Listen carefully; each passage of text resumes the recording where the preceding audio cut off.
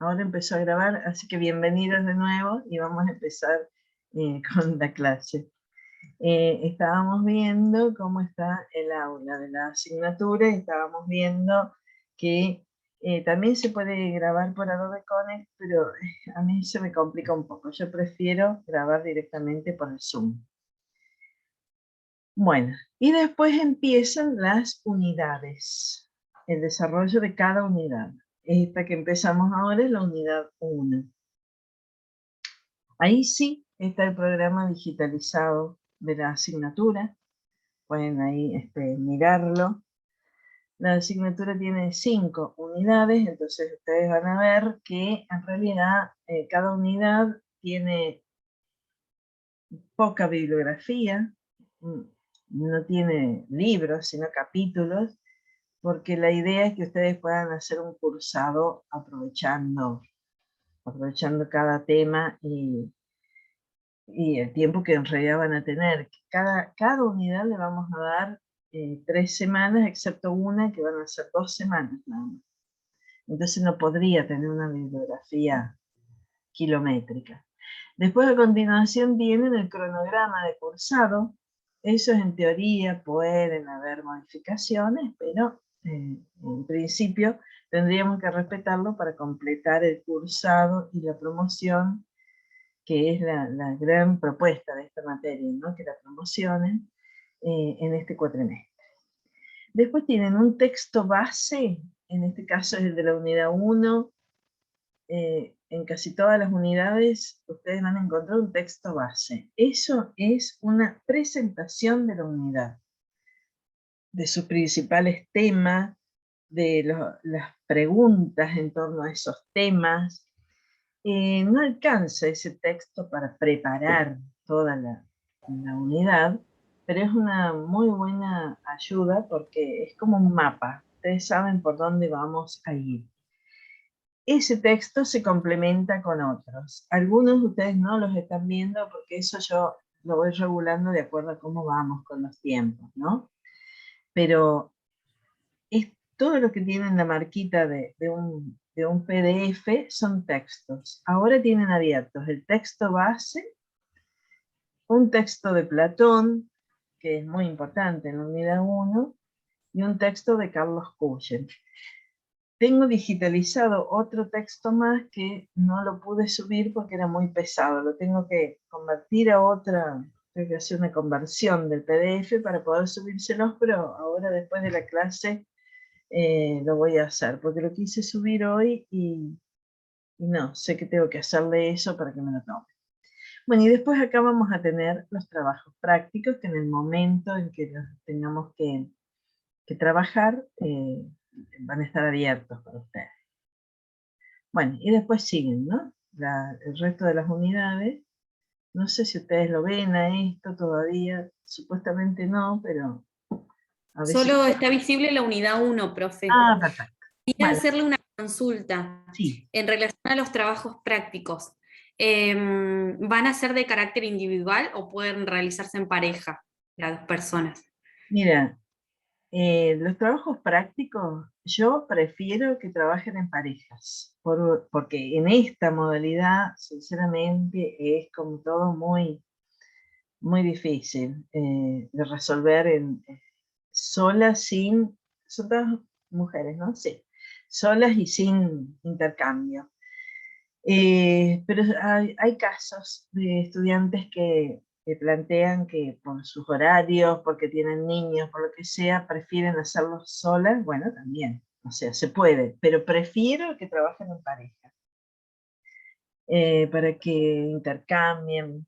Ustedes ya están en el segundo año, ya se conocen, ya saben cómo trabajan.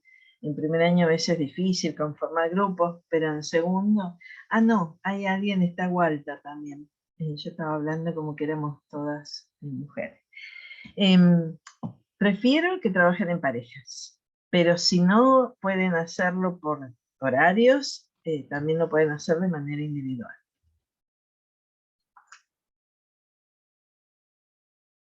Bueno, ¿hasta acá estamos? ¿En esto? Bien. Ahora vamos a mirar un poquito el cronograma. Con esto les va a quedar como más claro cuál es el planteo de la materia. Las clases por Zoom van a ser siempre los jueves, a esta hora. Pero justamente como las estamos grabando, ¿está grabando? Supongo que sí, no veo acá el loguito. Ah, bien. Como las estamos grabando, ustedes después las pueden mirar si tuvieron el problema de participar de la clase. Para la unidad 1 del programa, por ejemplo, vamos a trabajar hoy, el jueves de la semana que viene, con esto, ¿no? Con el encuentro, el día jueves, pero a su vez, ustedes ya van a ir trabajando con los materiales. ¿Por qué? Porque en esta semana, ven que no hay clase por Zoom, la semana del 9 de septiembre, ese jueves no vamos a tener clases. ¿Por qué? Porque durante esa semana ustedes van a trabajar en el práctico, en la elaboración del práctico. Porque los prácticos de elaboración hemos aprendido que si seguimos dando clase y pidiendo prácticos de elaboración, se les hace como muy, muy cuesta arriba. En cambio, si en esa semana no tienen que venir a participar de la clase, o sea, es como que les damos un tiempo ahí esa semana para que ustedes se dediquen a resolver el práctico. O sea, 2 semanas tenemos clase, vamos sacando las dudas, vamos viendo los materiales, y después es una semana entera que está publicada la actividad práctica, que es obligatoria, y que tienen que aprobar si quieren promocionar con 7 o más. ¿Por qué? Porque después va a haber una instancia de recuperatorios de prácticos, pero sinceramente si les quedan todos por recuperar, están complicadas. Lo mejor es que lo vayan llevando unidad por unidad. O sea, cada unidad la trabajamos en 3 semanas en total. Durante 2 semanas tenemos los encuentros, discutimos los textos, hacemos las preguntas, nos sacamos las dudas. En la tercera resolvemos el práctico y, bueno, y lo presentan. Cuando lo presentan ahí ya quedó cerrada esa unidad. Esa es otra cosa, que es muy difícil después que resuelvan un práctico, porque ya a la explicación del tema ya no tendríamos posibilidad de volver. Sí, en algún caso una consulta, pero no hacer una clase de nuevo para la unidad 1, porque para eso han estado las que están acá en el programa. Bueno, con la 2 es lo mismo.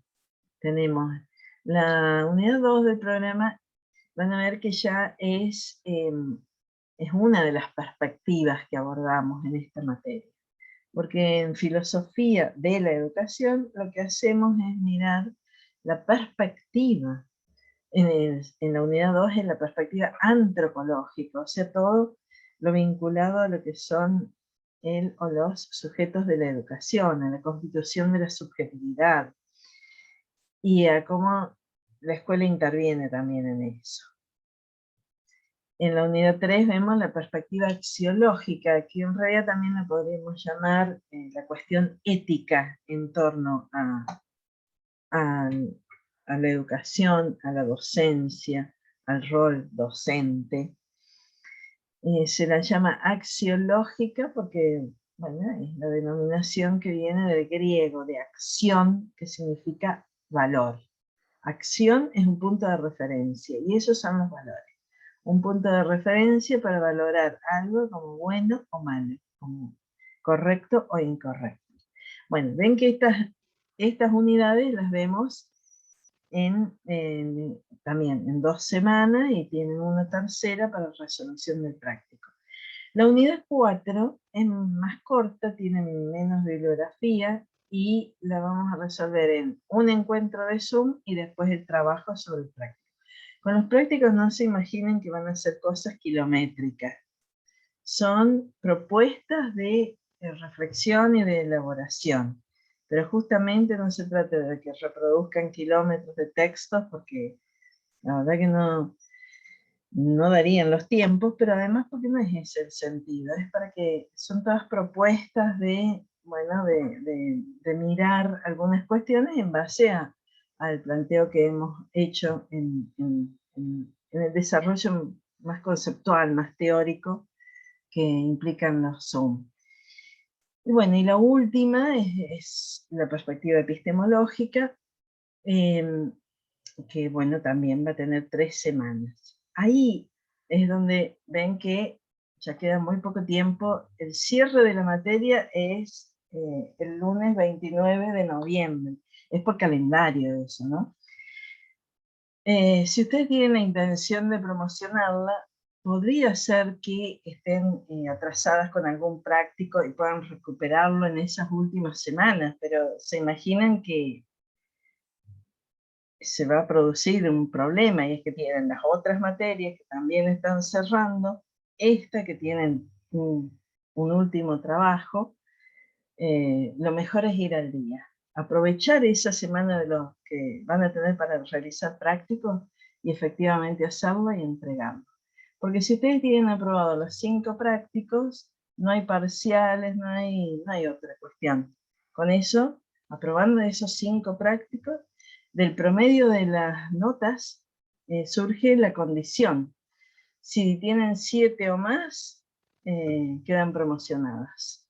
Si tienen menos de 7, incluso, ya ahora vamos a mirar el programa, si no tienen los 5 prácticos y o no llegan al promedio de 7, van a regularizar la materia. En el caso de regularizarla, tiene una instancia de examen final, pero en ese caso tampoco es que van a rendir todo, sino que seguramente van a tener que hacer un trabajo para presentarse a ese final sobre los temas que no trabajaron en los prácticos, para que completen la materia. La recomendación es que la promocionen. La van llevando y la terminan y no les queda una materia más para rendir, sino que ya la tienen con nota final y todo. No sé si sobre esto me quieren preguntar alguna cosa o quedó más o menos claro. Me pueden seguir preguntando a lo largo de la cursada, por supuesto. No, profe, se entendió. Claro, la idea es que tengamos todas claras desde el comienzo cómo es. Para que, bueno, para que no se encuentren con todo junto al final o con cosas que no hemos planteado, ¿no? Bueno, ahora voy a compartir, para verlo muy, muy rápidamente, el programa de la asignatura. En esta materia somos 2 profesoras, las 2 somos de filosofía, pero nos hemos repartido tareas porque trabajamos en otras cosas juntas. A la que más van a ver en esta materia es a mí, y la profesora María José Leno va a participar en algunas asignaturas si hemos estado trabajando juntas los materiales y las cosas que compartimos con ustedes. Pero la verdad es que estamos con tantas cuestiones que, bueno, para esta materia y por ahora a la que más van a ver es a mí. Bueno, del programa quería hacerles algunas aclaraciones, aunque bueno, lo tienen disponible, así que ustedes pueden consultarlo. El programa, como veíamos en el cronograma, tiene un desarrollo en 5 asignaturas.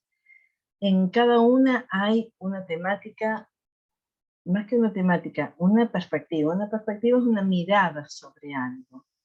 Pero en el programa hay mucho énfasis, como verán acá, en preguntas más que en respuestas. O sea, las que hemos tomado son las preguntas de cada una de estas perspectivas filosóficas. Y lo hemos hecho en relación a la práctica educativa o al hecho educativo, porque esto es filosofía de la educación, no es introducción a la filosofía. En ese sentido, cuando hacemos preguntas respecto a qué es la filosofía, porque de eso se trata, la primera unidad es una cuestión respecto a qué es la filosofía, van a ver que ustedes ya saben lo que es la filosofía. ya han tenido incluso el seminario de problemática filosófica, ya han tenido filosofía seguramente en el secundario. Pero en esta materia lo relacionamos con qué es la filosofía o cuáles son las preguntas de la filosofía respecto a la educación, ¿no? El por qué filosofar y cuál es la relación de la filosofía con el deseo y el amor tiene que ver fundamentalmente, ya está orientado hacia la especificidad de esta materia que es el campo educativo. Y lo mismo pasa con las otras unidades, o sea, cuando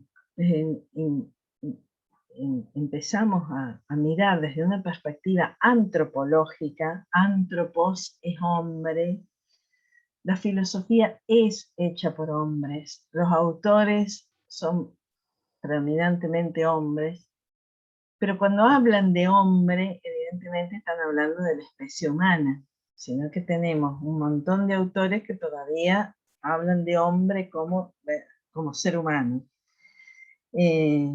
Por esa mirada androcéntrica que ha tenido la filosofía, como todos los campos del saber, ¿no? Entonces, antropos es hombre y es de lo que trata esta parte de la materia.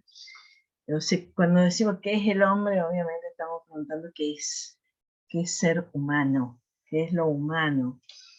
Pero a su vez tampoco ahora hablamos de qué es el hombre. Ya decir qué es el hombre habla de una antropología filosófica anterior. Porque, por empezar, desde Foucault sería, aunque no sé si fue con él, pero ya en el siglo XX, empezamos a hablar más que de qué es el hombre, hablamos de la subjetividad. Y eso vamos a ver en esta materia. Porque hay grandes diferencias entre hablar de el hombre, y reitero, el hombre como ser humano, y hablar de la subjetividad. ¿Por qué? Porque hablar de el hombre, tanto en la antropología filosófica como en la científica, es hablar de qué lo diferencia de los animales, cuál es la esencia humana, y es la razón, es el espíritu. Bueno, ahí hay varias diferencias entre los autores y las autoras, pero hablar de la subjetividad es otra cosa. Hablar de la subjetividad es hablar de algo que se constituye en un proceso en el cual la escuela cumple un papel fundamental. Entonces vamos a ver que en realidad es parte de la perspectiva antropológica, pero en términos más actuales, los autores ahora hablan de los y las sujetos y sujetas de la educación, de la constitución de la subjetividad, de cómo eso está influenciado directamente por las prácticas escolares. Ese va a ser el tema, los temas en realidad de la unidad 2. En la 3, que es la perspectiva axiológica, vamos a mirar filosóficamente las relaciones entre la educación y la ética. Ahí la verdad es que también hay un recorrido breve, porque es un cuatrimestre, porque a este tema le dedicamos 3 semanas, pero ahí vamos a ver primero cuál es la diferencia entre ética y moral, que es por donde hay que empezar, porque la verdad es que es una cuestión de usos y costumbres, el diferenciar ética y moral, pero bueno, después eso tiene implicancia. ¿Por qué? Porque una cosa es distinguir el bien y el mal, y otra cosa es enseñarlo. Porque en esta materia estamos mirando todo en relación a la educación. Y ahí aparecen cuestiones filosóficas importantes. Una es una pregunta, ¿es enseñable la ética? ¿Por qué no puede estar ausente la ética de la formación docente? O sea, ¿por qué tiene que estar la ética en la formación docente? Bueno, ahí vamos a ver a filósofos de la educación que se dedican a esto. Vamos a ver a a Carlos Cullen, por ejemplo, que habla de las entrañas éticas de la profesión docente, ¿no? O sea, no vamos a ver la perspectiva filosófica en relación a las posturas éticas en general, la vamos a ver en relación a la educación y al rol docente. Bueno, después en la unidad 4 vamos a ver las preguntas que giran en torno a los fines de la educación. Por eso se lleva por título la unidad la perspectiva teleológica, también de un vocablo griego que es telos, que significa fin. Ahí son las preguntas, las generales, las principales, son los fines de la educación. Los fines de la educación que van a ver, que podría ser toda la materia eso, pero bueno, los fines de la educación pueden estar pensados en una política educativa general, en un programa de una asignatura, o en una actividad, o en una propuesta curricular como esta, pero sabemos que esos fines, que hay una gran discusión, ¿no?, entre fines universales y específicos, pero bueno, al margen de que sean, si es una axiología que tiene que ver con si es una teleología que tiene que ver con una actividad que elegimos, porque siempre que elegimos alguna actividad, alguna propuesta didáctica, tenemos una finalidad. Nos podemos imaginar que no responde a fines universales, porque es muy puntual, es para este grupo, es para este proceso de enseñanza. Ahora, puede ser que sea un fin que tan chiquito que responda solo a eso, ¿no tendrá otro fin detrás, un fin más abarcador? Bueno, esas son las cuestiones que surgen con respecto a los fines de la educación. Y además, ¿se podría pensar que hagamos algo sin finalidad? O sea, por ejemplo, yo esto que les estoy proponiendo, finalidad tiene, que después la logremos o no la logremos es otra cuestión, pero sería hasta estar perdiendo el tiempo. Si hacemos algo y no sabemos si va a servir para alguien, si tiene algún sentido. O sea, siempre que proponemos una actividad, un recorrido, un recorte, bueno, una bibliografía, una manera de hacer las cosas es con alguna finalidad. El tema es que no es tan fácil la cuestión porque cuando lo planteamos, que lo plantearíamos en los objetivos, por ejemplo, de una actividad, lo hacemos en términos medios abstractos, medios generales, y la verdad es que a veces responde a fines muy específicos. Por ejemplo, lo que les acabo de decir con respecto a que trabajen en pareja, tiene una finalidad. Por algo hacemos una opción, siempre. Siempre que hacemos una opción es por una finalidad. Ahora, es otro tipo de finalidad que este recorrido, porque este recorrido tiene una finalidad que es como más conceptual, más teórica.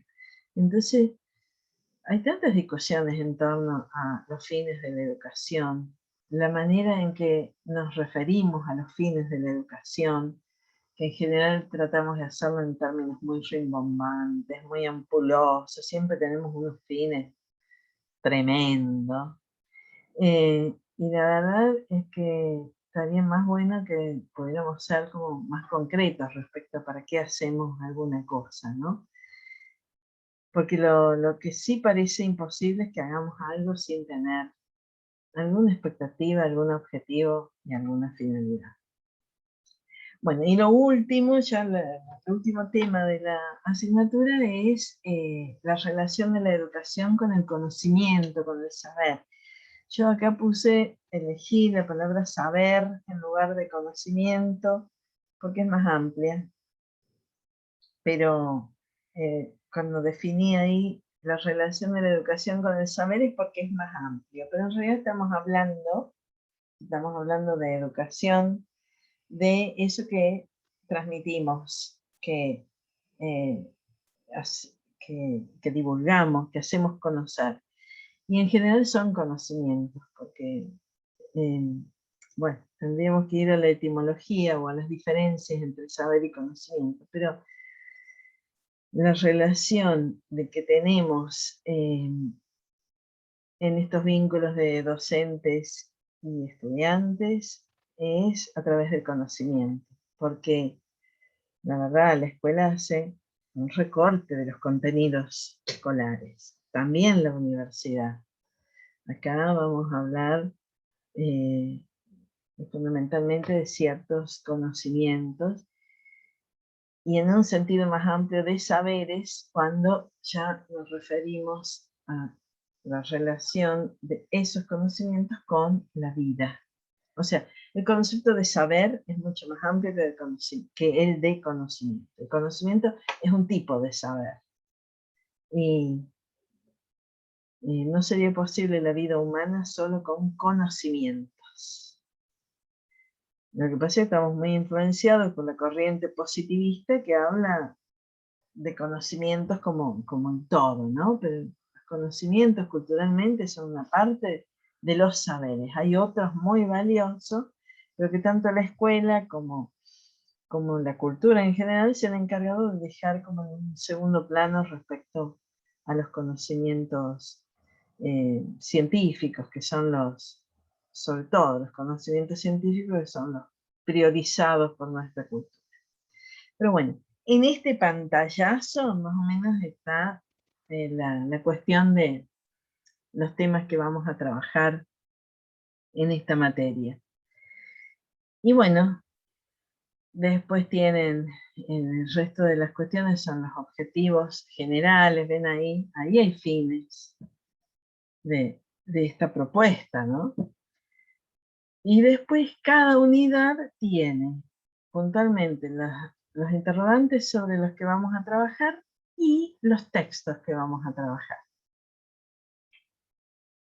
La expectativa es trabajarlos todos. Hasta ahora ustedes tienen en la página, a Cerletti y Cohen, que es el texto que es muy pesado y no pude subir, porque yo se los voy a subir, a Cuyen y a Platón. No están todos, porque los otros vamos a ver si los podemos ver o no. Y tienen el texto base. Y así en cada unidad. En la unidad 2 también vamos a ver, casi todos estos autores son filósofos de la educación. No todos, pero la mayoría. Alejandro Cerletti o Cerletti, sí es un filósofo de la educación argentino. Carlos Cuyen también. Esther Díaz es una filósofa argentina, no dedicada específicamente a la filosofía de la educación, pero que en esta unidad me parece muy bueno trabajarla porque tiene un texto sobre antropología filosófica que está muy bueno. Después, Melich también es un autor que es filósofo de la educación, y Pablo Pinot es un pedagogo. Lo deben haber visto en otras asignaturas, se dedica a la historia de la educación. Pero está en este espacio porque él hace un raconto de la constitución de la subjetividad, muy a la manera de Foucault. Podría estar Foucault acá. Elegí el texto de él porque es como un resumen de muchas de las tesis principales de Foucault.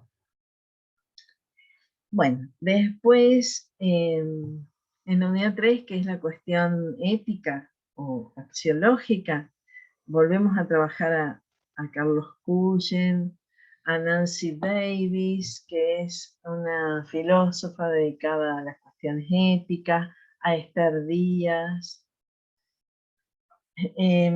Ese autor que ven ahí, Jean Husey, es en realidad un compilador de posturas éticas y, bueno, no sé si vamos a trabajar todos los textos, están ahí. La verdad que el cuatrimestre pasado no trabajamos todos los textos porque no dan los tiempos. En general van a ser 3 textos. Y van a estar estos como bibliografía complementaria, ¿no? Ah, y lo que tienen acá en esta unidad es también un video de Darío Stanrasberg del programa Mentira la Verdad, en el que el tema es el bien. Está bueno. Bueno, esos programas no eran muy largos, me parece que dura media hora el video. Bueno, después en la unidad 4 también, acá aparecen varios autores, la mayoría filósofos de la educación, dedicados a la cuestión de los fines de la educación, y bueno, ahí está también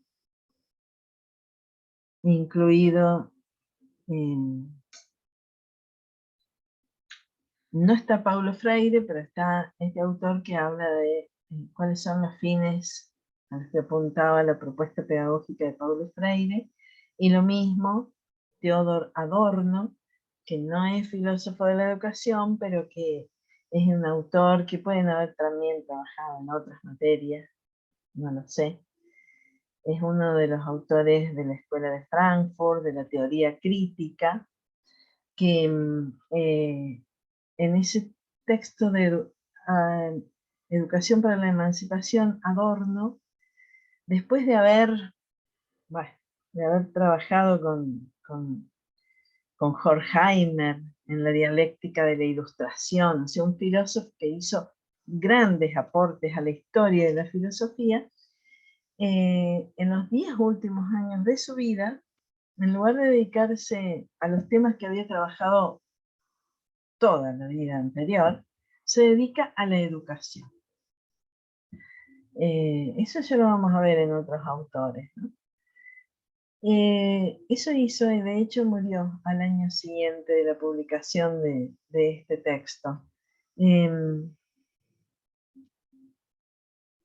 La verdad que tampoco estaba solo en esto, porque en ese año en que Adorno publica Educación para la Emancipación, se publicaron textos muy importantes de la teoría crítica y dedicados a la educación. Texto de Bourdieu, texto, el mismo de Paulo Freire, ¿no? Porque había en la corriente crítica una necesidad importante en cuanto a la reformulación de la educación para la transformación de la sociedad. Ya el mismo nombre del texto lo dice, para la emancipación. Y fue una gran utopía esa, de la teoría crítica en su momento. Bueno, entonces claro, ahí hay fines de la educación muy específicos, y es nada más y nada menos que cambiar el mundo, ¿no? Bueno, y en la unidad 5 vamos a ver, ahí sí vamos a ver a Foucault, a La Rosa, y vamos a ver la perspectiva epistemológica, ¿no? ¿Cuál es la relación entre los saberes y la vida humana? Bueno, es también un pantallazo esto, pero el programa sirve para esto, para orientarlas en la cantidad de autores. Verán que en cada unidad hay entre 5 y 6 textos, son capítulos, ven que ahí están señaladas en algunos casos la cantidad de páginas, si no son artículos, no son libros enteros.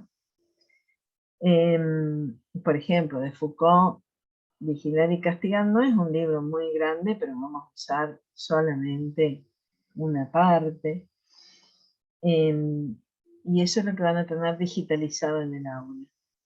La verdad es que seguramente van a ser 3 textos por unidad, pero a los profesores y a las profesoras nos gusta darles mucho, por las dudas. Siempre exageramos un poco. Creo que va a ser eso.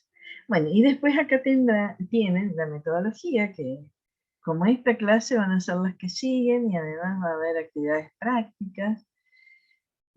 Estos desechen la 1, porque no va a ser posible, no va a haber trabajos áulicos, antes sí. pero cuando presentamos un programa lo presentamos para todo el año. Y este año, sinceramente, nos comimos el viaje de que volvíamos, sí o sí.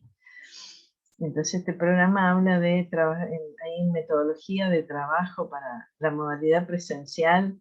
Bueno, como verán, no va a haber ni modalidad presencial. Pero una de las actividades era trabajar en el aula, que no lo vamos a hacer, pero sí vamos a hacer esto, de trabajar en torno a los temas y después hacer el práctico, que va a ser domiciliario y se va a entregar de manera virtual, ¿no? Bueno, y acá ven esto que les decía, promocionarán la asignatura los estudiantes que aprueben el 100% de los trabajos prácticos con una calificación de 7 o más, y la regularizarán quienes aprueben 4 de los 5, o sea, el 80% de los trabajos prácticos, y en esos prácticos tengan un promedio entre 4 y 7, o sea, si no llegan al promedio de 7.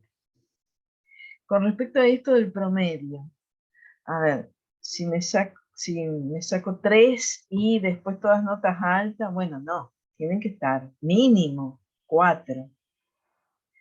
Y llegar al promedio de 7, o sea, no promocionaría a alguien que tenga un práctico con menos de 4, tiene que tenerlos aprobados. De todos modos, con 4 después tendría que tener muy buenas notas, no sé, no hice ese cálculo, pero muy buenas notas para que le dé 7 o más. Bueno, después de eso ya me irán consultando.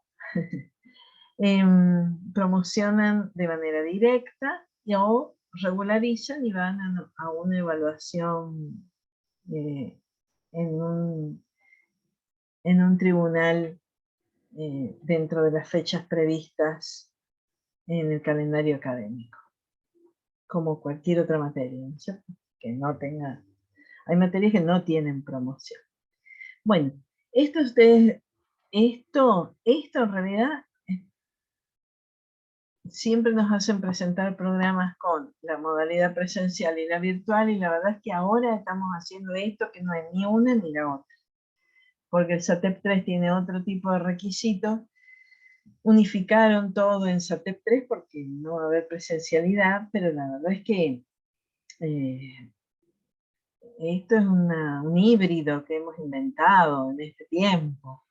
Es una mezcla de presencial y virtual. Bueno, el programa queda ahí en el aula. Ustedes lo consultan, pero básicamente también ahí tienen temas, bibliografía y las condiciones para aprobar la materia por si entran las dudas. No sé si me quieren preguntar algo, si me quieren comentar algo.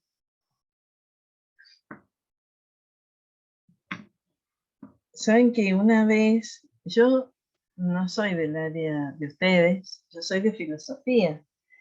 Entonces, la verdad es que, bueno, sé poco de didáctica, de todas esas cosas, porque no es mi campo. Pero a veces estoy en las mesas de exámenes, completando tribunales, en las materias de esta carrera de los últimos años, que hay muchas cátedras unipersonales. Así que yo cada vez que estoy en un tribunal, por ejemplo, de la última materia del profesorado viejo, estoy hablando, que era la didáctica especial 3, yo me pongo como a aprender, escucho. Y hace unos cuantos años, en uno de esos finales, una de las estudiantes que se recibió con esa materia, expuso, qué sé yo, eran como las características del buen docente. Yo dije, claro, y eso marcó mi vida. Una de las características era esto, hacer un contrato claro con los estudiantes.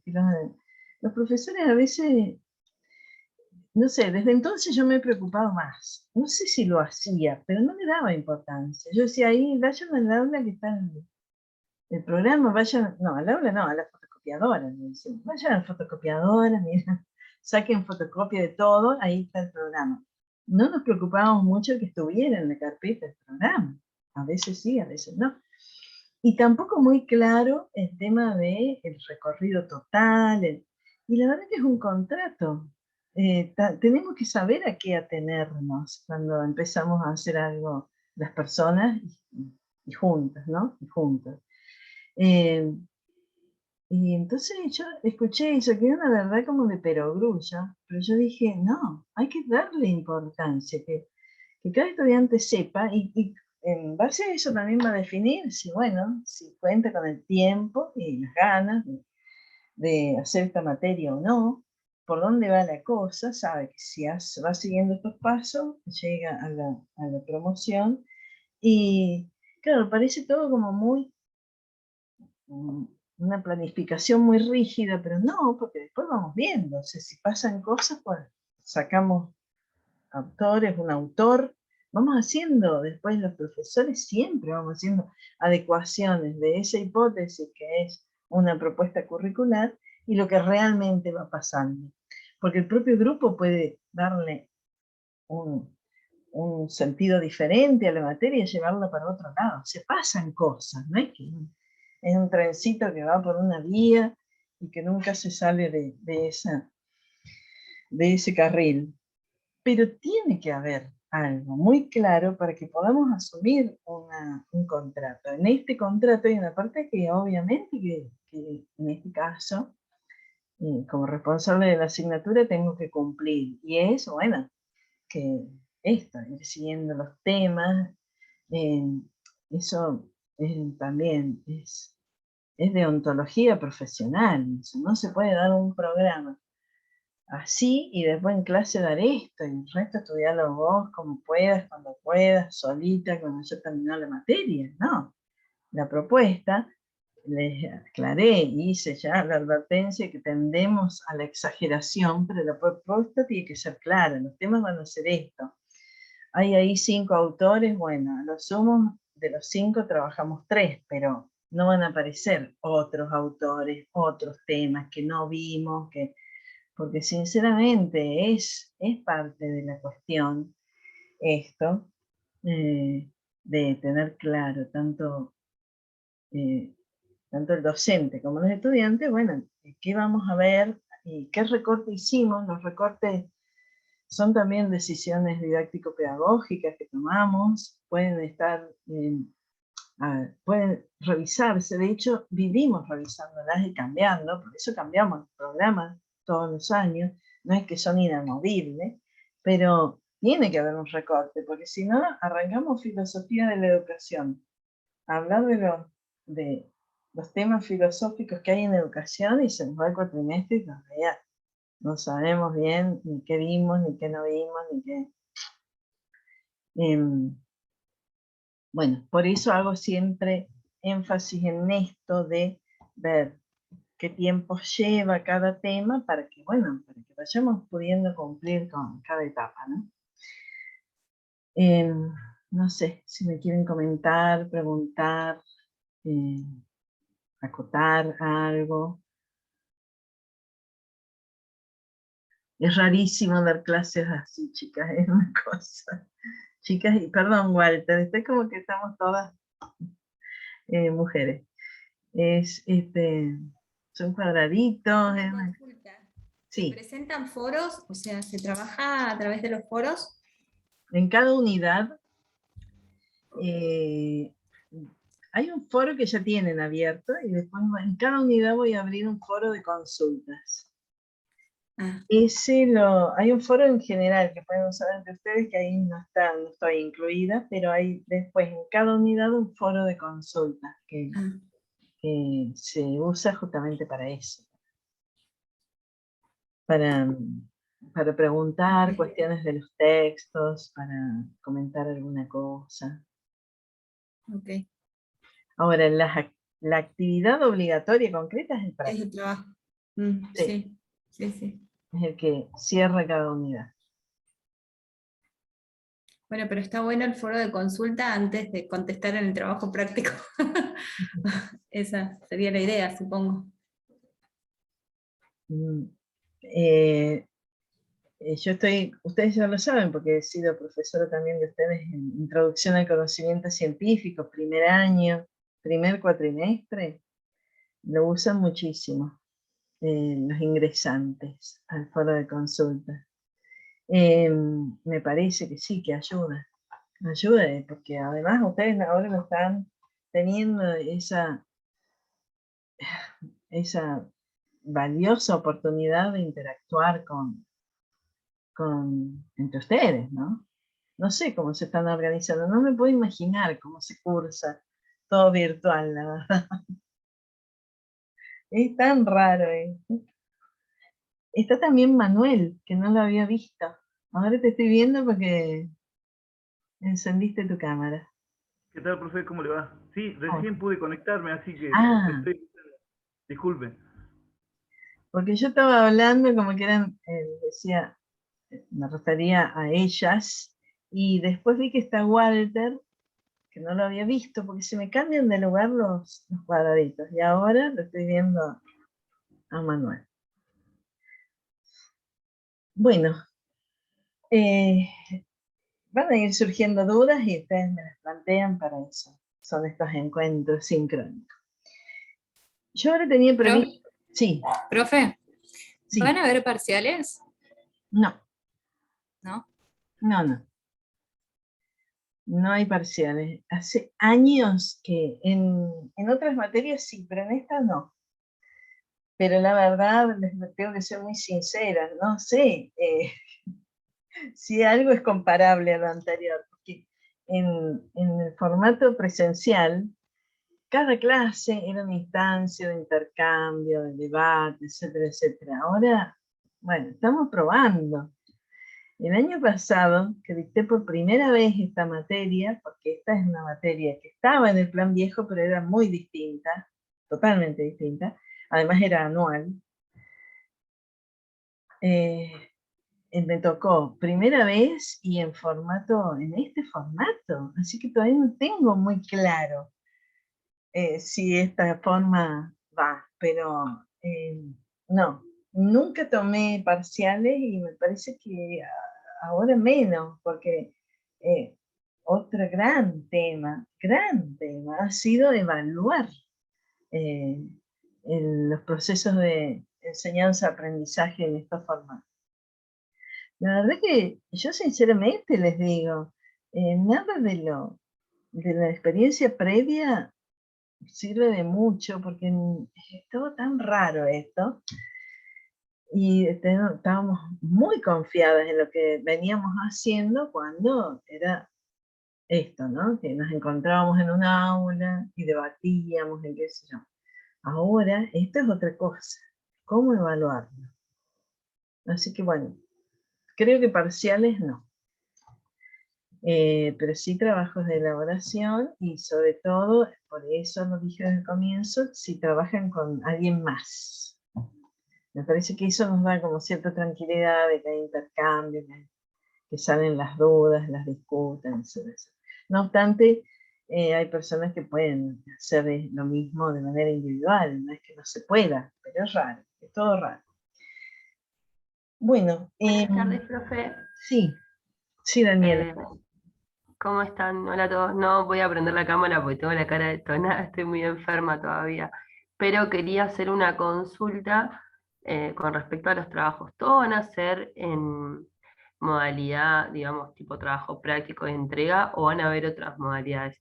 Pregunto esto porque tuvimos la posibilidad el cuatrimestre pasado con otras materias de, bueno, nada, de, por ejemplo, elaborar algún tema a través de un video, por ejemplo.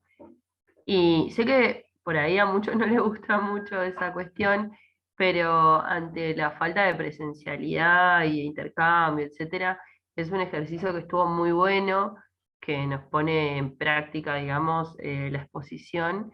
Y nada, tenemos bastante reducido esa capacidad, pero bueno, igual lo pregunto, capaz que es algo que ya lo tenían pensado o no, y dejo la duda. Bueno, sí. Vos sabés que el año pasado, además de que la dicté por primera vez, encima tuve una practicante, porque la didáctica, la última didáctica del plan de estudios, y en este nuevo también, es la que ustedes van a hacer el año que viene.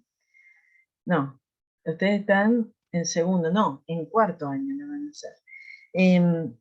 Esa última didáctica son prácticas que se hacen en el nivel terciario. Puede ser en el IPES o en la universidad, acá en Calais. El IPES el año pasado, imposible, estaba todo, no sé, no hubo posibilidad. Entonces, la estudiante que decidió hacer sus prácticas de residencia de nivel superior, eligió esta materia. Yo estaba completamente insegura, porque primero que era nueva, porque en esta modalidad, y bueno, la cuestión es que ella lo mismo pudo hacer su práctica y recibirse, que es lo interesante de esta historia. Y ella incorporó, ella dio una unidad de estas 5 y la evaluó, porque una residencia implica eso, dar tema y además hacer una práctica de evaluación. Y la evaluó solicitando un trabajo, un tipo video, y estaba buenísimo. La verdad que es un número, el de ustedes, que habilita esas presentaciones, porque, por ejemplo, nosotras, las que integramos la cátedra de ICC, no ponemos el requisito porque después nos pasaríamos media vida viendo videos y además llevan su tiempo de evaluación los videos, porque hay que ir parando, a ver si lo conceptual está y qué sé yo. Bueno, pero sí, en un curso como este, sí, por supuesto, va a haber como opcional otro formato. En la mayoría de los casos, lo más concreto, lo más práctico, lo más rápido de hacer es el escrito. Pero hay temas que es más interesante presentarlo en otro formato y van a tener esa opción. No lo pondría como obligatorio que sea en esos formatos porque, bueno, eso requiere a veces de muchas cosas. No saben, por lo menos en mi caso, lo que fue empezar a grabar clases en YouTube. Ay, por favor, 5 o 6 horas, 10.000 intentos, todo fallido, me trababa, se me corría algo que salía mal. Entonces lleva tiempo, o sea, parece una cosa re sencilla. Tal vez son los obstáculos que tenemos las personas que tenemos más edad y que nada sale así. Entonces, pedirlo como requisito es como que sabemos que les podemos complicar muchísimo la vida, pero si ustedes quieren, van a poder, sí, presentar en otros formatos.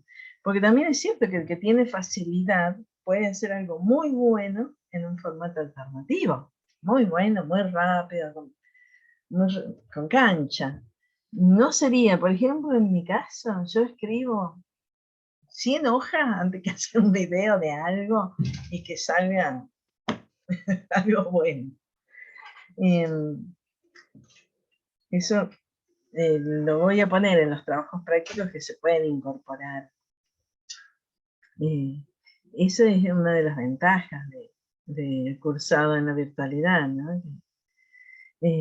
Usaron muchos recursos con esta practicante. Que bueno, le trajo como un aire fresco a la cuestión de la tecnología. Bueno, no sé si me quieren hacer algún comentario. Si no, a ver, vamos a ver qué hora es, pero yo pensaba para el encuentro de hoy arrancar con algo que ustedes ya saben, pero justamente la cuestión de qué es la filosofía, de dónde viene el tema del amor ese al conocimiento, que supongo que ya lo han visto, así que haríamos como una recuperación de cuestiones y A ver, acá lo tengo.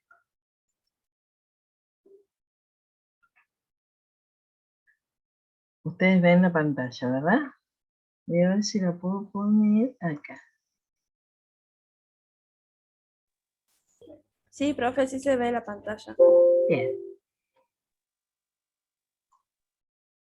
Bueno, ustedes díganme qué saben hasta acá de qué es la filosofía. Ya han tenido filosofía. Todos, creo que todos los profesores de filosofía del planeta empezamos una materia de filosofía con esto de ir al significado etimológico de la palabra. Por lo tanto, esto es repaso, pero bueno, es por donde empezamos siempre, ¿no? Filosofía es una palabra de origen griego. Muchas de nuestras palabras son de ese origen. Y es la unión de dos vocablos, de filo, por un lado, que es amor, amistad, pero también en un sentido más profundo es búsqueda, es deseo. ¿De qué? Porque deseo, búsqueda podemos tener de muchas cosas, pero lo que acompaña a filo acá es Sofía. Sofía es una palabra muy interesante porque significa sabiduría, significa saber, significa sabor, todo eso. Etimológicamente, pero después las palabras van, con el uso, van teniendo significados más definidos, ¿no? Porque la verdad, ¿qué tiene que ver sabiduría, saber, sabor? Y ahora poco y nada. Sabiduría y saber, sí, pero con sabor, ¿sabor qué es? Sabor es otra cosa. Para nosotros nos cuesta relacionar sabor con saber. Y sin embargo vienen de la misma raíz etimológica, y en un tiempo, saber y sabor eran prácticamente lo mismo. ¿Por qué? Porque nos estamos yendo muy atrás, en épocas en que el ser humano, por empezar, migraba permanentemente y se alimentaba de los productos de la naturaleza. O sea, cuando todavía no se había instalado, no se había hecho sedentario, los seres humanos se iban trasladando, y en esos traslados se alimentaban de lo que iban encontrando, y en cada región eran productos desconocidos. Entonces, sabor o saborear era un saber del que dependía la vida.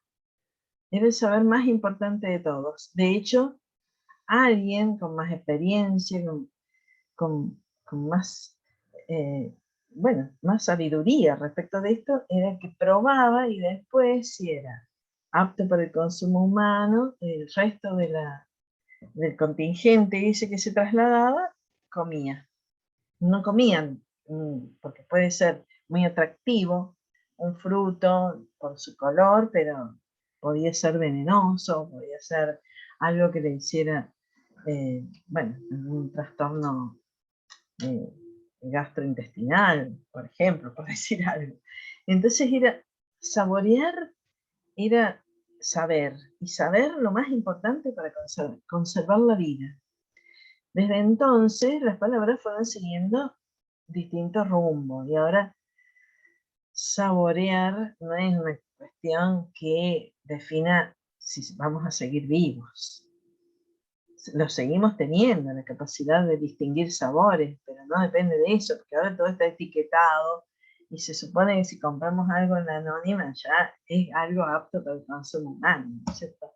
No era así cuando las tribus primitivas se desplazaban.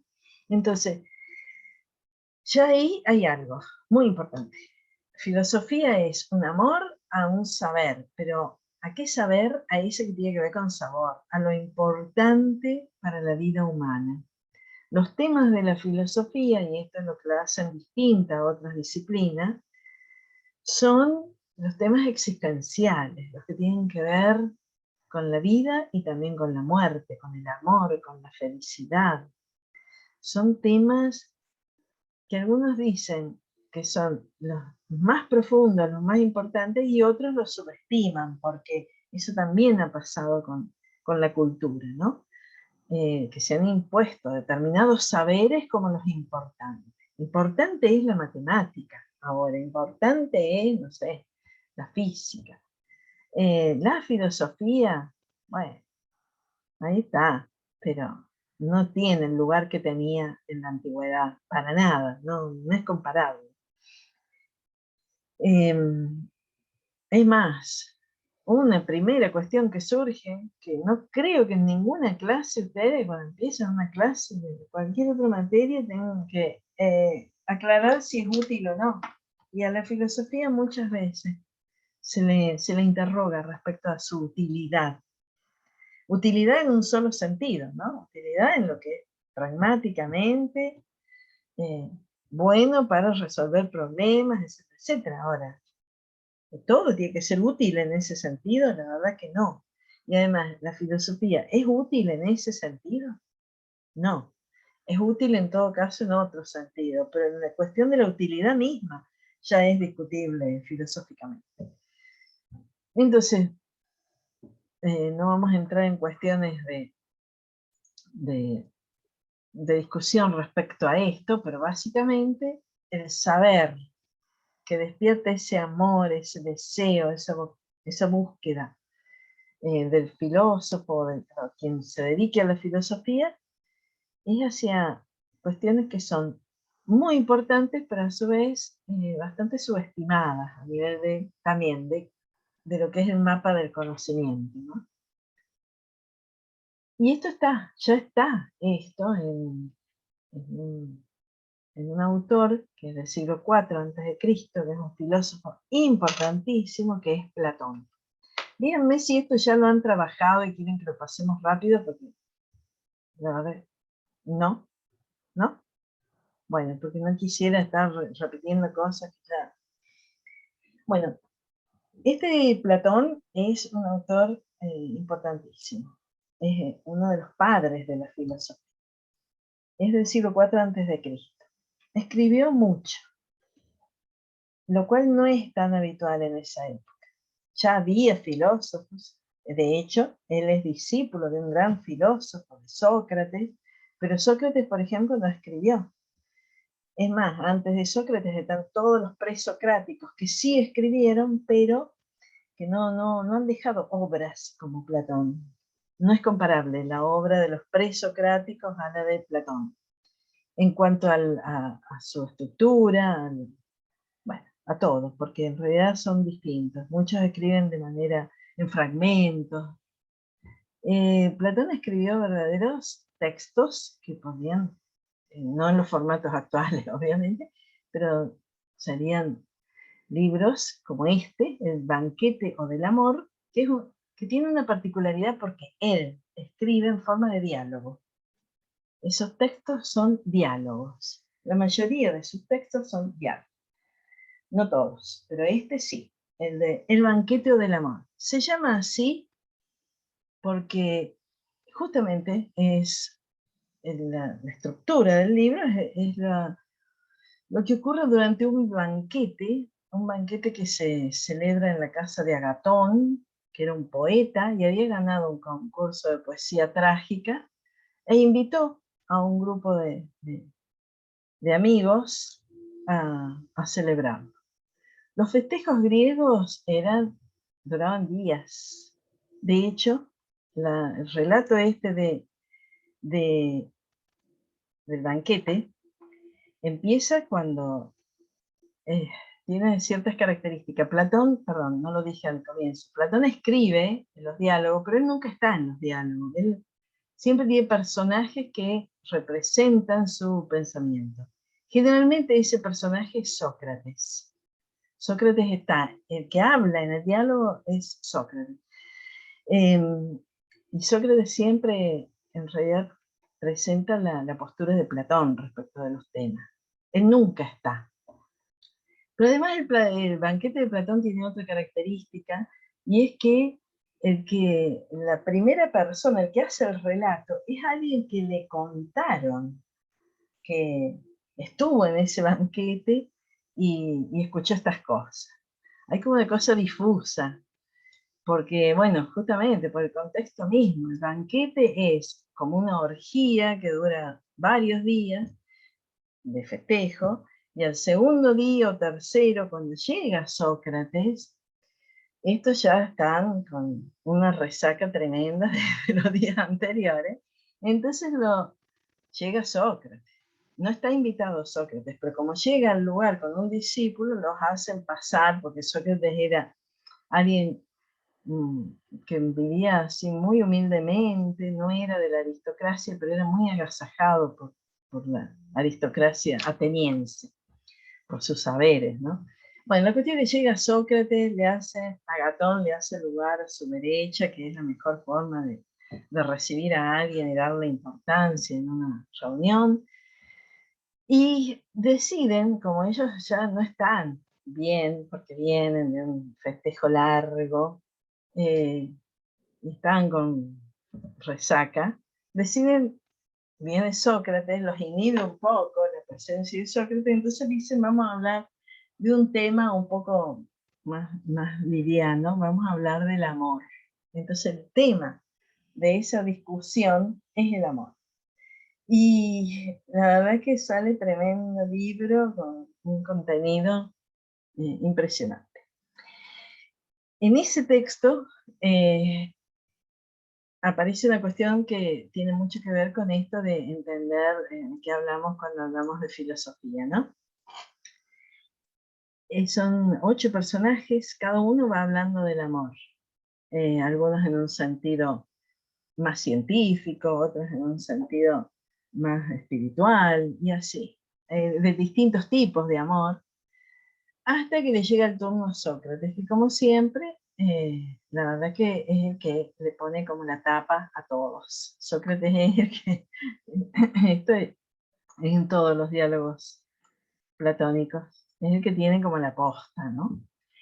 Y entonces Sócrates dice una cosa muy interesante, y es que él lo único que sabe, y lo deja ahí, no dice lo único que sé sobre el amor, no, él dice, lo único que sé, lo aprendí de una mujer.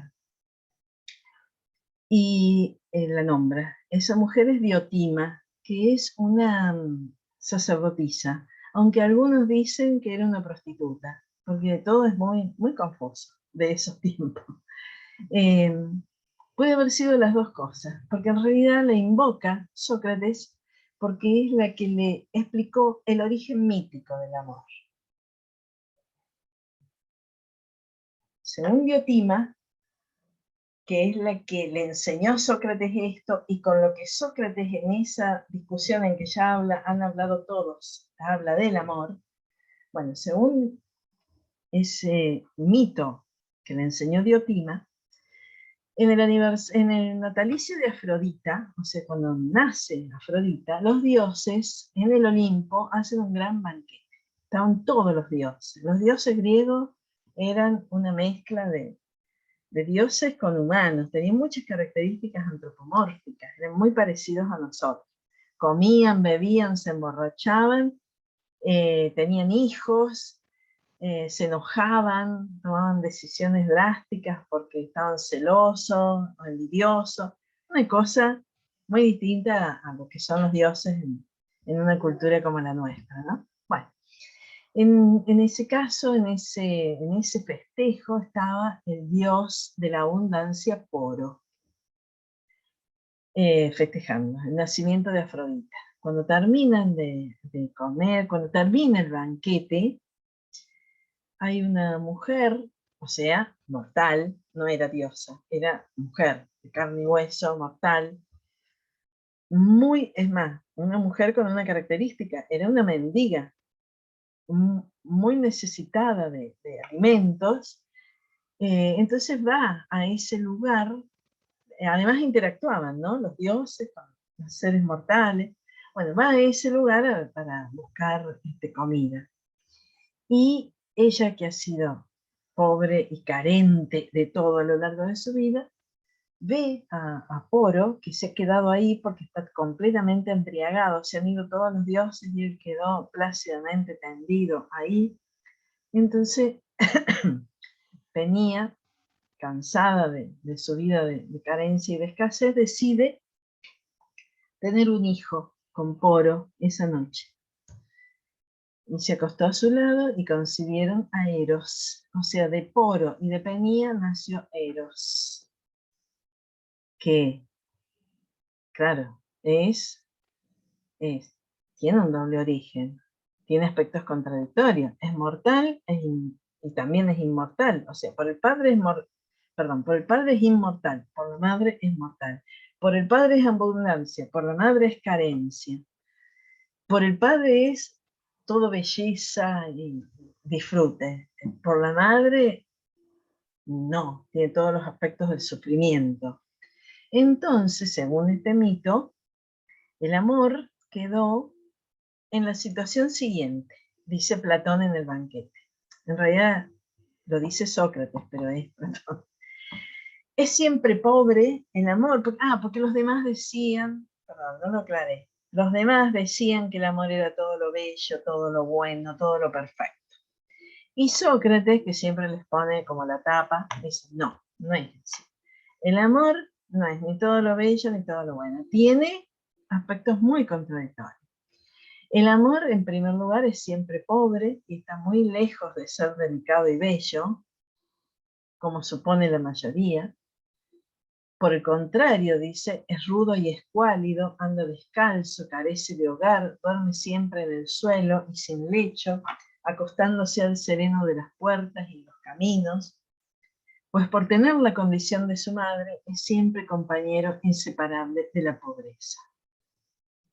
O sea, el amor no es bello, bueno, perfecto. Cuando nos enamoramos, sentimos también todo esto.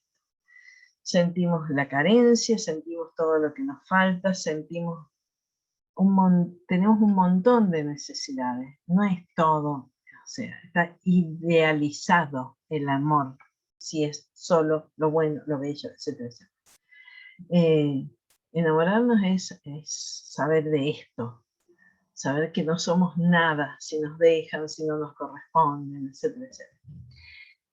Pero dice Platón, por su padre, acecha a los bellos y a los buenos, es valeroso, es intrépido, es diligente, es apasionado por la sabiduría y fértil en recursos. O sea, que el amor también nos hace todopoderosos, magníficos, valiente. O sea, el amor nos hace los todopoderosos y también los más carenciados de este mundo. O sea, solo el que no conoce el amor no ha pasado de un extremo al otro, sería. Perdón, ahí me estoy yendo. ¿Esto qué quiere decir? Que si el amor es también carencia, y lo es por su madre, cuando decíamos eso de que la filosofía es amor a la sabiduría, es amor en ese sentido, amor como deseo, amor como el que todo el tiempo necesita a eso que desea, que ama. Ese es el amor hacia la sabiduría que propone la filosofía. No es todo bello, no es que empezamos a estudiar filosofía y bueno, es todo una cosa, nos sentimos unos intelectuales que no tienen ningún obstáculo, que va todo para adelante. No, en realidad la filosofía también nos hace sentir profundamente ignorantes, limitados, que no sabemos nada. Nos llena más de carencias que de certeza. Ahí yo en el texto que les preparé en la primera clase les aclaro que dice Platón concretamente esto, ¿no? ¿Quiénes desean el conocimiento? Y él dice, lo desean, al conocimiento todos los seres humanos deseamos conocer. Porque los dioses no lo desean porque ya lo saben todo. Y los ignorantes no lo desean porque creen que saben todo. Ahora, si no somos ni dioses ni ignorantes, en realidad con el conocimiento estamos siempre en la situación del que carece, del que siente que lo que sabe es poco, que lo que sabe puede profundizarlo, que lo que sabe puede estar desactualizado y por eso sigue estudiando sobre el mismo tema. O sea, los que amamos el conocimiento, si fuéramos nosotros, si no fuéramos, en el caso de que no seamos ni dioses ni ignorantes, entonces esa búsqueda, ese amor al conocimiento, es una búsqueda de lo que nos falta en realidad. Y dice Platón, y es que eso es el deseo. Amor y deseo son lo mismo en ese sentido. Porque ¿quién desea algo que tiene de sobra? No, la verdad que si estamos en una habitación bien ventilada, no deseamos el aire, que ahí está por todos lados. Ahora, si estamos en una habitación en que falta el aire, empezamos a desearlo. Pero también puede ser que digamos, bueno, sí, la verdad que este lugar está bien ventilado, pero yo sé que este oxígeno se va a terminar y bueno, me voy a ocupar de volver a ventilar para que no se termine. O sea, ¿qué mueve al deseo? Yo se lo preguntaba a Platón en el siglo IV a.C. en este texto, y recién después en el siglo XX el psicoanálisis se ha dedicado de lleno a la cuestión del deseo. ¿Qué mueve el deseo? Lo que no tenemos, lo que tenemos o podemos perder, lo que podríamos tener más. Porque sinceramente no hay manera de que deseemos algo que tenemos mucho en abundancia y que no lo vamos a perder nunca. Esa es la relación que tenemos con el conocimiento cuando hablamos de amor o búsqueda en esa palabrita filosofía. Es una relación que tiene que ver con este doble origen, que tiene que ver con que el conocimiento nos da una gran satisfacción, nos hace sentir cuando encontramos respuestas a las preguntas, nos sentimos, bueno, es muy gratificante aprender, encontrar respuestas, pero esa gratificación no es definitiva. No es que un día, bueno, ya está, ya sé todo. Nunca, nunca vamos a sentir que lo sabemos todo. Seríamos realmente muy ignorantes de creer que lo sabemos todo. Y por eso siempre estamos apasionados y deseantes de seguir conociendo. Ese es el sentido de amor y deseo. Eso lo dice Platón en este texto, ¿no? En el banquete. Ese es el sentido del amor y el deseo que aparece en la palabra filosofía. Porque no somos sofos. Sofos seríamos si fuéramos sabios, si ya lo sabemos. No somos dioses. En realidad somos amantes de Sofía, de la sabiduría. Bueno, y no sé cómo vamos de tiempo. Yo, en este primer encuentro, para no aburrirlas tanto, solo ahora me detendría en otra cosa que es un clásico de las primeras clases de una asignatura filosófica, y es que ¿qué es lo que nos lleva a los seres humanos a esto de la filosofía? ¿Qué nos mueve a filosofar? Algo nos tiene que faltar, algo nos tiene que hacer sentir inseguros para que nos dediquemos a filosofar. Bueno, hay un autor alemán que hace muchos años escribió un libro en 1938, un libro chiquito que usábamos después todos los filósofos y filósofas, que es un libro que se llama La filosofía, y que él plantea ahí que hay orígenes de la filosofía, pero bueno, acá hay una primera aclaración, ¿no? La palabra orígenes ahora la usamos, como habrán visto en esta clase, al ir a la etimología de las palabras, nos encontramos con que hay palabras que se empezaron a usar para distintas cosas y hay otras que al revés, que se fueron unificando. Orígenes en nuestra lengua se refiere a dos cosas diferentes. Una es el inicio de algo en el tiempo. Por ejemplo, la filosofía tiene un origen la filosofía, sería la historia de la filosofía como disciplina, tiene un origen y es justamente en la Grecia clásica. Ahí empiezan a aparecer los primeros planteos filosóficos. Concretamente se dice que es con un filósofo de Mileto. Mileto en ese tiempo era una ciudad de Grecia que era mucho más grande que lo que es la Grecia actual. Mileto estaba en lo que ahora es Turquía, pero antes Grecia era un imperio, era mucho más amplio. Bueno, en Mileto estaba un tal Tales, llamado Tales. Por eso lo nombramos como Tales de Mileto. ¿Por qué se dice que con él nace la disciplina filosofía? No la capacidad de filosofar, que es en el otro sentido. En Tales hay un origen de la filosofía porque él hizo una pregunta muy interesante. No fue el primero, pero fue el primero en buscarle a esa pregunta tan interesante otro tipo de respuesta. Tales se preguntó, ¿cuál es el origen de todo lo que existe? ¿De dónde surgió todo esto que existe? El hombre y las plantas y los animales y, no sé, y el sol y la luna y las estrellas.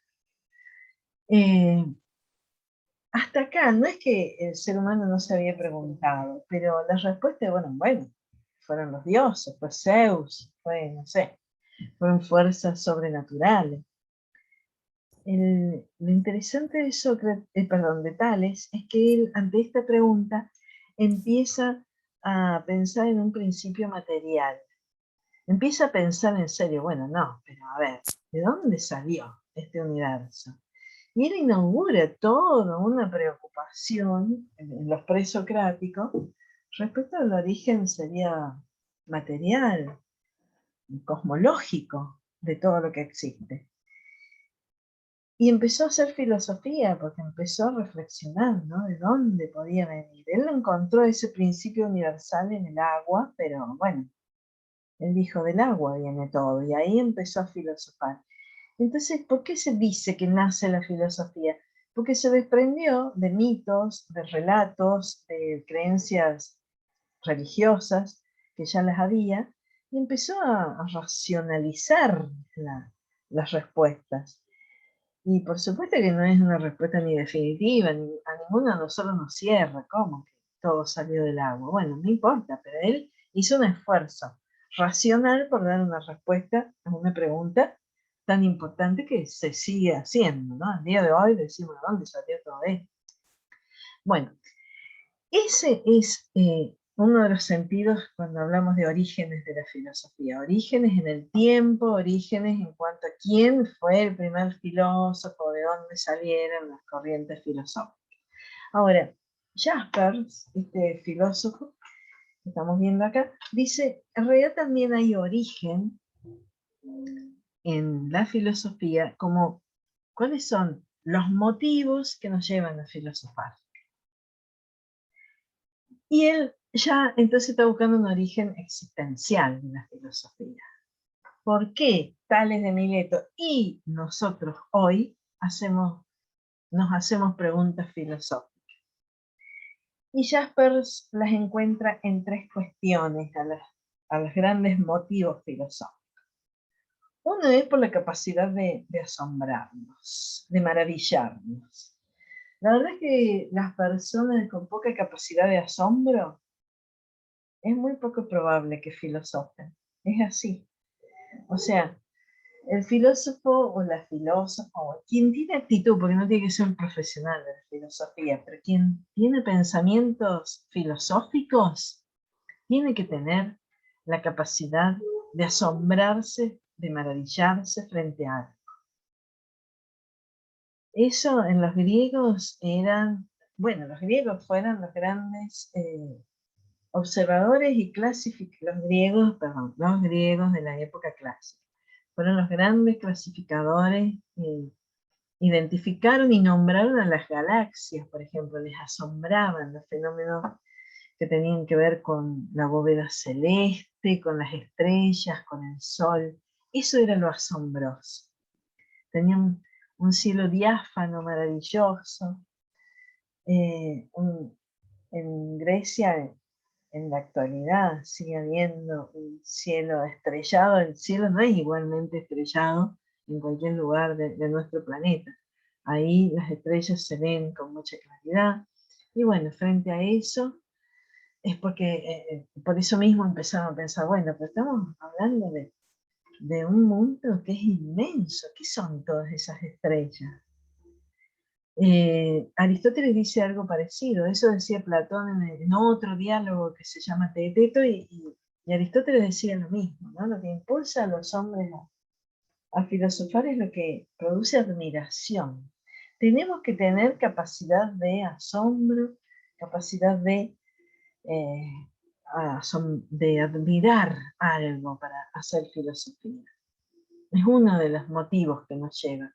Cuando algo nos parece como que no es ordinario, es extraordinario, es distinto, es algo que nos conmueve, que nos maravilla.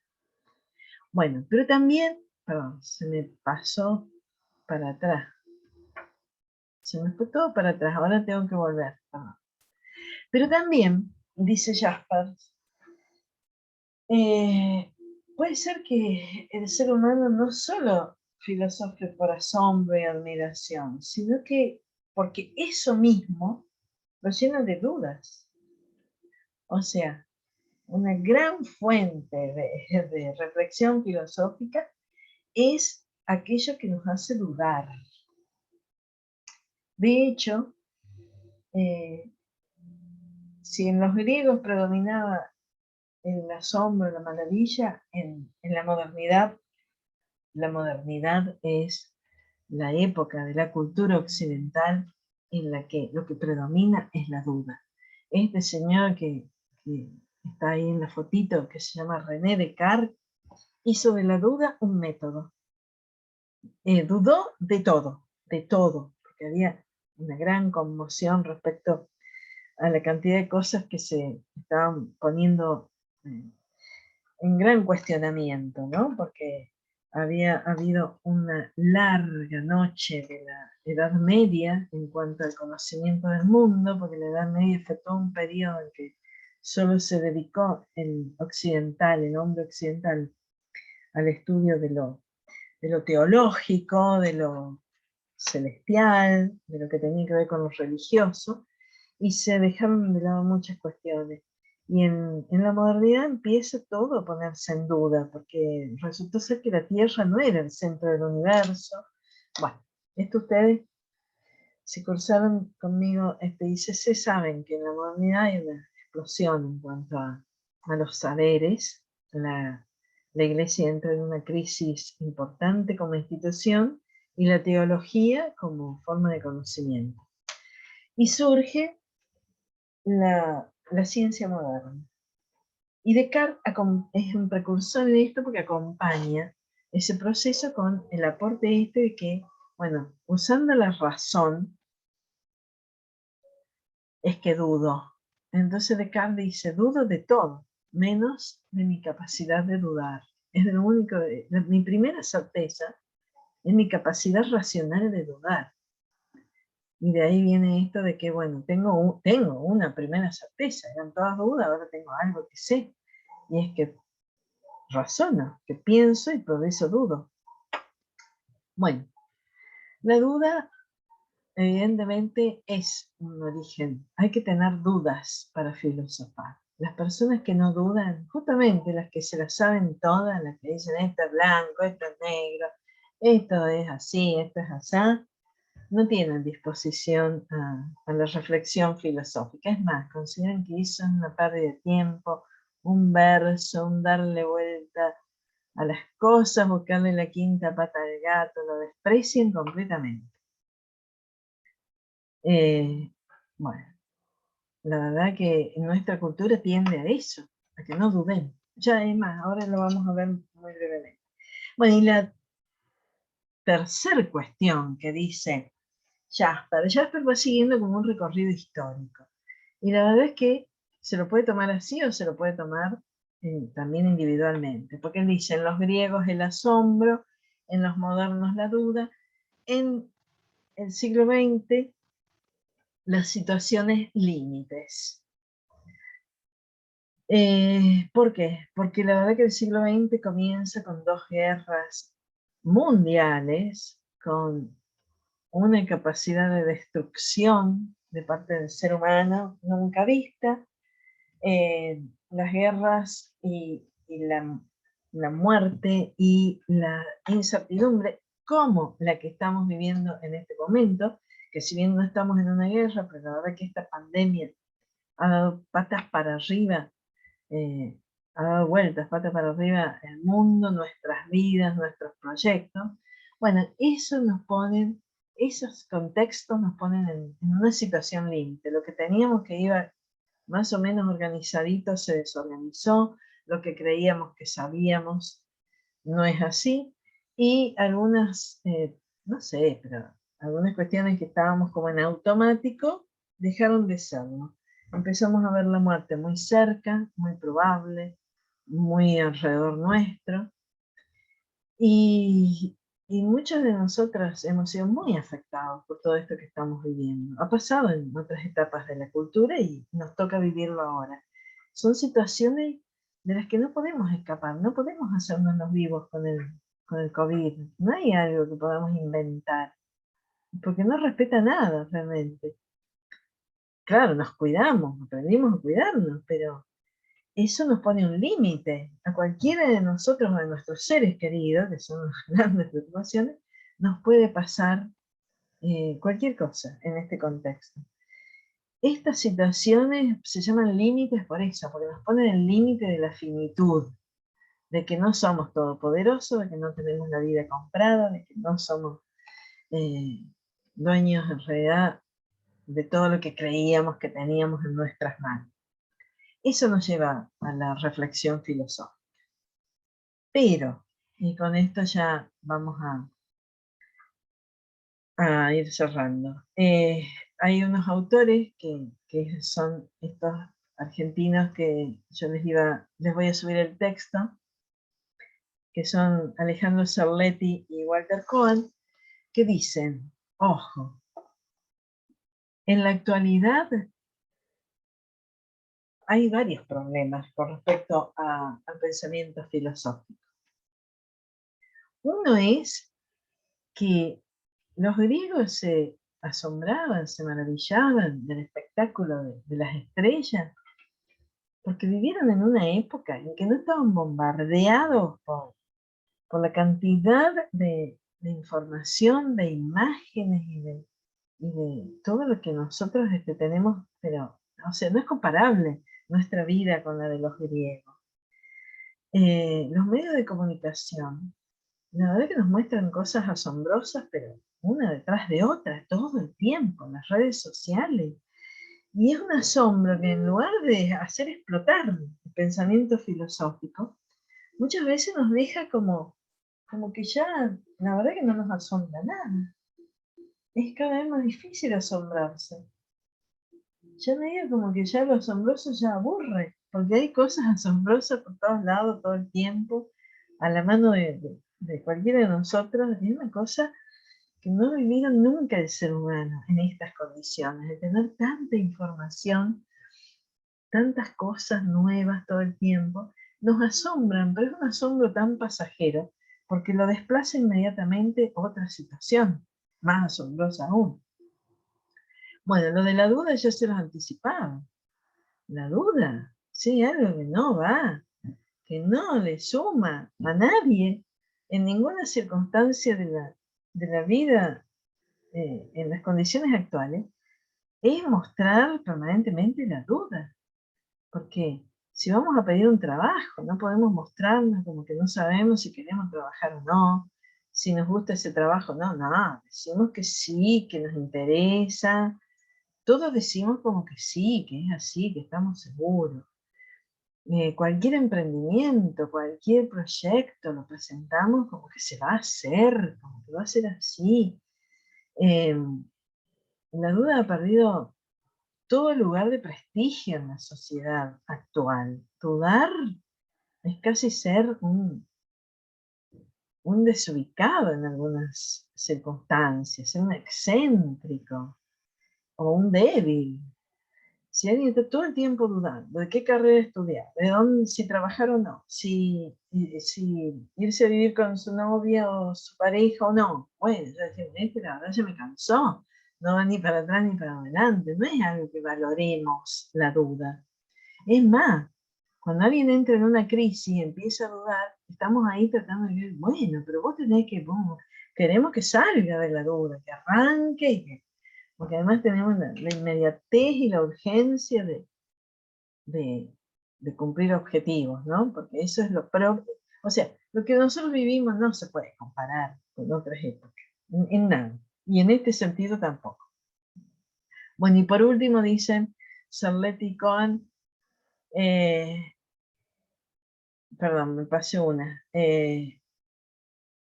No, se ve que no está. Bueno, lo mismo las situaciones límite. Tendría que estar, a ver si se me... Claro, bueno, sí, era esto, perdón. Las situaciones límites no es que no las vivamos, pero las vivimos de otra manera. O sea, nos separamos y a las máximo 3 semanas ya tenemos que estar re bien, mejor que nunca, y si es posible con otra pareja, porque si no es de perdedores estar 3 años.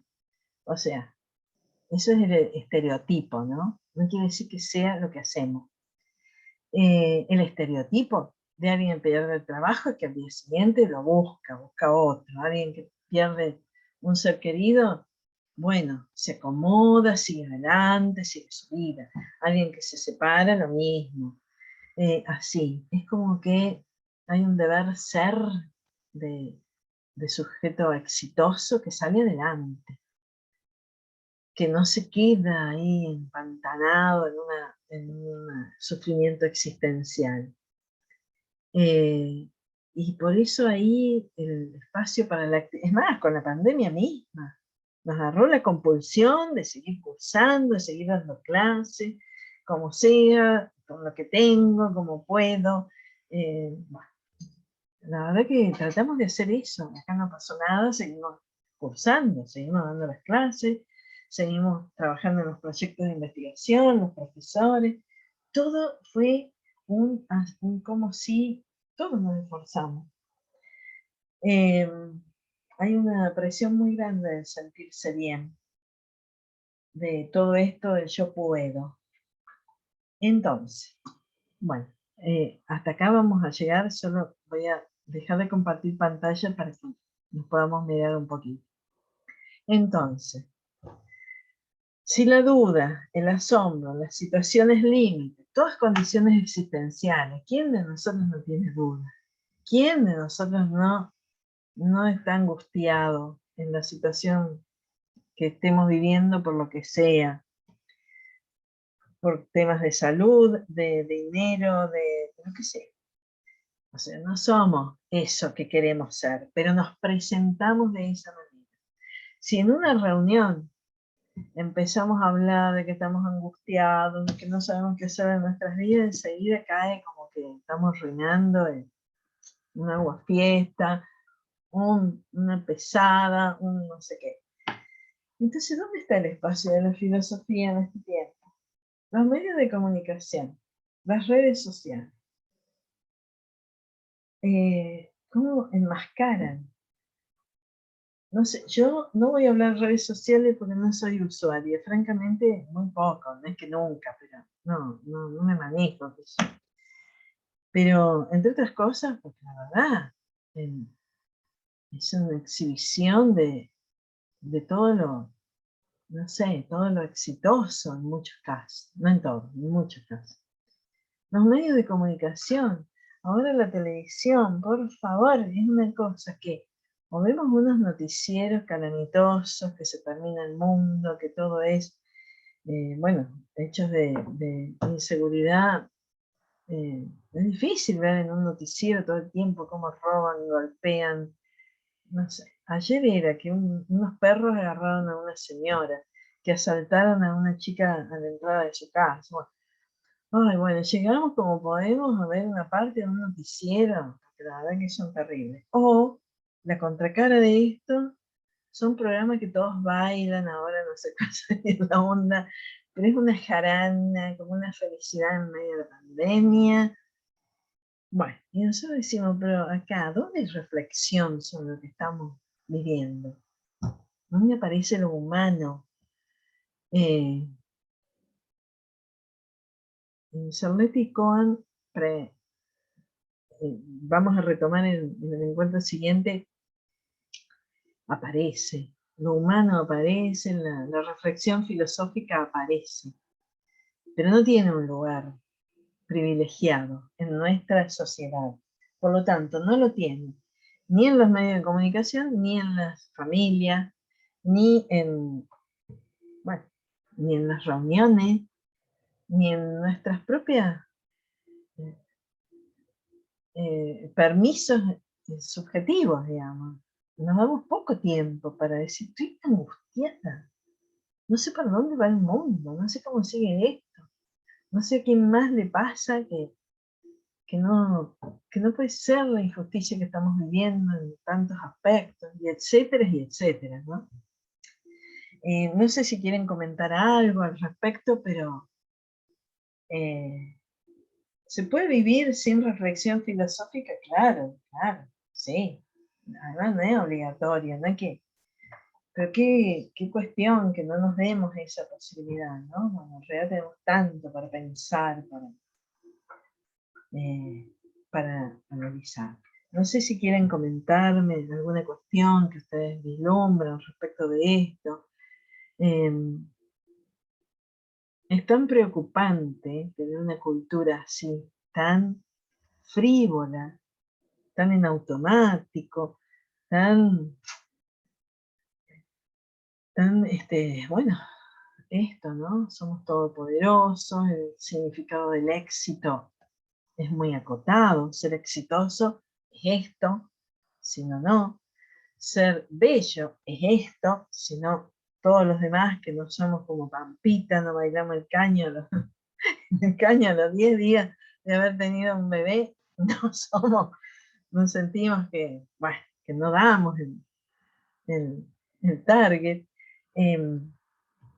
Tantos mandatos que la verdad es que podríamos estar en una época de mucha libertad, de apertura mental para reflexionar, para avanzar en cuanto a lo humano, pero le damos muy poco espacio.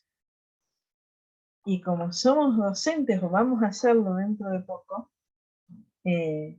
bueno, la escuela es un espacio en el que hay que instalar esto, ¿no?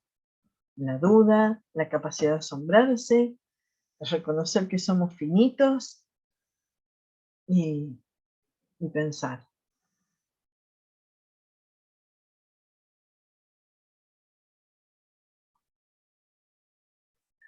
No sé si los dejé como, no, o sea, de alguna manera hay que encontrar el optimismo en estos tiempos, pero el optimismo no es ingenuo necesariamente. O sea, ser optimista no es como esto que bailotean en la tele, jajajaja, porque acá no hay mucho para estar de jajajaja. Pero sí hay que confiar en las posibilidades que tenemos los humanos, ¿no? Bueno, de afrontar lo que nos ocurre y llevarlo para un lugar mejor, en el que más amoroso, más contenido. Estoy viendo que no quería ser tan larga la clase, perdón, fue la primera por la presentación. Los encuentros en general no tendrían que durar 2 horas porque son matadores, como todo lo otro que nos pasa. No me di cuenta, se me había pasado la hora, disculpen. Pero sí decirles que, bueno, por acá va a ir esta materia, o sea, vemos, ¿no?, esta posibilidad de cada tema, excepto esta clase, cada tema vamos a tratar de hacerlo más acotado, pero más profundo. Y me interesa muchísimo que ustedes también participen, comenten, porque vamos a tratar de que esto sea un espacio de reflexión filosófica. La filosofía está en muy pocos lados. Bueno, acá la tenemos que convocar.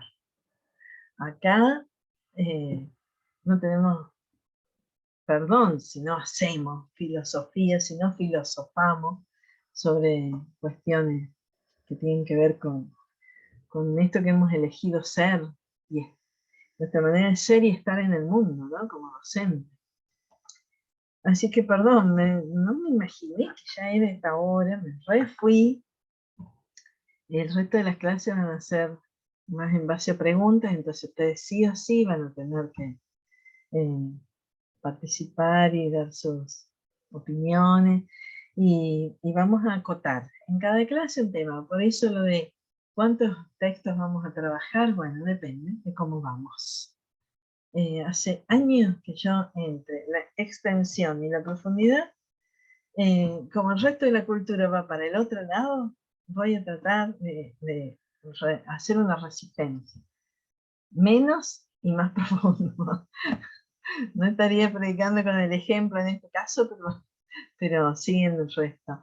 Por lo tanto, no lo aclaré, pero no son obligatorios estos encuentros, pero sí es muy importante que participen. En la medida en que somos más, es más rica el intercambio.